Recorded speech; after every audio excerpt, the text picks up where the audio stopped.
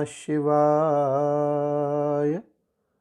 श्री शिव महापुराण रुद्र संहिता पार्वती खंड 15वां अध्याय। वह महावीर सहसा अपने पौरुष को प्रकट करता हुआ वज्र तुल्य शरीर से पर्वतराज के समान बढ़ने लगा। तत्पश्चात उस महाबली महापराक्रमी तथा मनस्वी तारक दैत्य ने तपस्या करने के लिए माता से आज्ञा मांगी। मायावियों को भी मोहित करने वाले उस महामायावी दैत्य ने अपनी माता से आज्ञा प्राप्त कर सभी देवताओं पर विजय प्राप्त करने के लिए अपने मन में तप करने का विचार किया। गुरु की आज्ञा का पालन करने वाला वह दैत्य मधुवन में जाकर ब्रह्मा जी को लक्ष्य करके विधि पूर्वक अत्यंत कठोर तपस्या करने लगा। उस दृढ़ व्रत दैत्य ने चित्त को स्थिर कर नेत्रों द्वारा सूर्य को देखते हुए अपनी भुजाओं को ऊपर उठाकर एक पैर पर खड़े होकर 100 वर्ष पर्यंत तपस्या की। तदंतर पैर के अंगूठे से भूमि को टेक कर दृढ़चित्त वाले तथा ऐश्वर्यशाली महान असुर राज तारक ने उसी प्रकार 100 वर्ष तक तपस्या की। 100 वर्ष तक जल पीकर, 100 वर्ष तक वायु पीकर, 100 वर्ष तक जल में खड़ा रहकर और 100 वर्ष तक स्थंडिल पर रहकर उसने तपस्या की।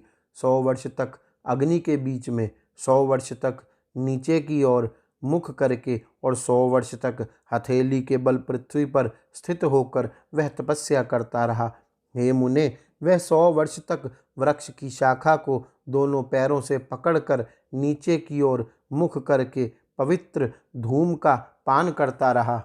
इस प्रकार उस असुर राज ने अपने मनोरथ को लक्ष्य करके सुनने वाले को भी सर्वथा दुस्सह जान पड़ने वाला अत्यंत कठिन तथा कष्टकर तप किया। हे मुने, इस प्रकार तप करते हुए उसके सिर से चारों दिशाओं में फैलने वाला एक महान उपद्रवकारी महातेज निकला। हे मुने, उस तेज से सभी देवलोक प्राय जलने लगे और चारों ओर समस्त देवता तथा ऋषिगण बड़े दुखी हुए। उस समय देवराज इंद्र अधिक भयभीत हुए कि निश्चय ही इस समय कोई तप कर रहा है, वह मेरे पद को भी छीन लेगा।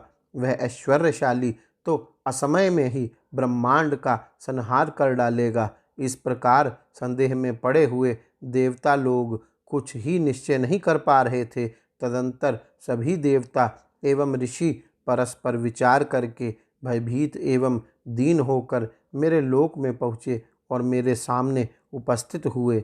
व्यथित चित्त वाले उन सभी ने प्रणाम कर मेरी स्तुति करके हाथ जोड़कर सारा वृतांत मुझसे कहा। मैं भी सद्बुद्धि से समस्त कारण जानकर जिस स्थान पर असुर तप कर रहा था उस स्थान पर उसे वर देने के लिए गया। हे मुने, मैंने उससे कहा, हे दैत्य, तुमने घोर तपस्या की है, अतः वर मांगो। मुझे कोई भी वस्तु तुम्हारे लिए अदेय नहीं है। तब मेरा वचन सुनकर उस महान असुर तारक ने मुझे प्रणाम करके तथा मेरी स्तुति कर अत्यंत कठिन वर मांगा। तारक बोला, हे पितामह, वर देने वाले, आपके प्रसन्न हो जाने पर मेरे लिए क्या असाध्य हो सकता है, अतः मैं आपसे वर मांगता हूँ, उसे मुझसे सुनिए। हे देवेश, यदि आप मुझ पर प्रसन्न हैं और यदि मुझे वर देना चाहते हैं तो मेरे ऊपर कृपा करके मुझे 2 वर दीजिए। हे महाप्रभु, आपके बनाए हुए इस समस्त लोक में कोई भी पुरुष मेरे समान बलवान ना हो और शिवजी के वीर्य से उत्पन्न हुआ पुत्र देवताओं का सेनापति बनकर जब मेरे ऊपर शस्त्र प्रहार करे तब मेरी मृत्यु हो। हे मुनीश्वर, जब उस दैत्य ने मुझसे इस प्रकार कहा तब मैं उसे उसी प्रकार का वर देकर शीघ्रतापूर्वक अपने स्थान को चला गया। वह दैत्य भी मनोवांछित उत्तम वर पाकर अत्यंत प्रसन्न होकर शोणित नामक पुर को चला गया। उसके बाद दैत्य गुरु शुक्राचार्य ने मेरी आज्ञा से असुरों के साथ जाकर त्रिलोकी के राज्य पर उस महान असुर का अभिषेक किया। तब वह महादैत्य त्रैलोक्याधिपति हो गया और चराचर को पीड़ित करता हुआ अपनी आज्ञा चलाने लगा। इस प्रकार वह तारक विधि पूर्वक त्रैलोक्य का राज्य करने लगा और देवता आदि को पीड़ा पहुँचाता हुआ प्रजा पालन करने लगा। तदंतर उस तारकासुर ने इंद्र आदि लोकपालों के रत्नों को ग्रहण कर लिया। उन्होंने उसके भय से रत्न स्वयं प्रदान किए। इंद्र ने उसके भय से उसे ऐरावत हाथी समर्पित कर दिया और कुबेर ने 9 निधियां दे दी। वरुण ने श्वेत वर्ण के घोड़े, ऋषियों ने कामधेनु और इंद्र ने उच्चैश्रवा नामक दिव्य घोड़ा भय के कारण उसे समर्पित कर दिया। उस असुर ने जहाँ जहाँ अच्छी वस्तुएं देखी उन्हें बलपूर्वक हरण कर लिया। इस प्रकार त्रिलोकी सर्वथा निस्सार हो गई। हे मुने, समुद्रों ने भी भय से उसे समस्त रत्न प्रदान कर दिए। बिना जोते बोए ही पृथ्वी अन्न प्रदान करने लगी और सभी प्रजाओं के मनोरथ पूर्ण हो गए। सूर्य उतना ही तपते थे जिससे किसी को कष्ट ना हो। चंद्रमा उजाला करते रहते और वायु सबके अनुकूल ही चलता था। उस दुरात्मा असुर ने देवताओं, पितरों तथा अन्य का जो भी द्रव्य था वह सब हरण कर लिया।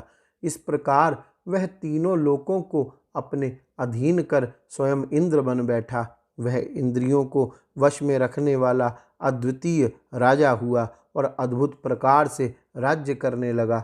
उसने समस्त देवताओं को हटाकर उनकी जगह दैत्यों को नियुक्त कर दिया और देवताओं को अपने कर्म में नियुक्त किया। हे मुने, तदंतर उससे पीड़ित हुए इंद्र आदि समस्त देवगण अनाथ तथा अत्यंत व्याकुल होकर मेरी शरण में आए। इस प्रकार श्री शिव महापुराण के अंतर्गत द्वितीय रुद्र संहिता के तृतीय पार्वती खंड में तारकासुर की तपस्या एवं उसके राज्य का वर्णन नामक 15वां अध्याय पूर्ण हुआ। गौरी शंकर भगवान की जय। ओम नमः शिवाय।